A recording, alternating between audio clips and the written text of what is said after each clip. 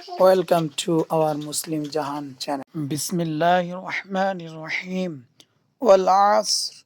Innal insana lafi khusr illa alladhina amanu wa amilus salihati wa tawasaw bil haqqi wa tawasaw bis sabr.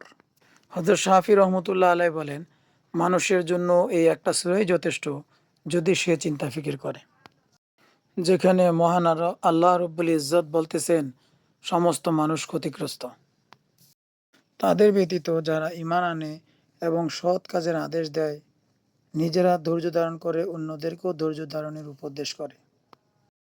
মহান আল্লাহ তাআলা কালের শপথ করেছেন, তাহলে বুঝতে হবে এটা অনেক গুরুত্বপূর্ণ, কেননা আমরা এই কালের উপরেই অতিক্রম করে চলছি।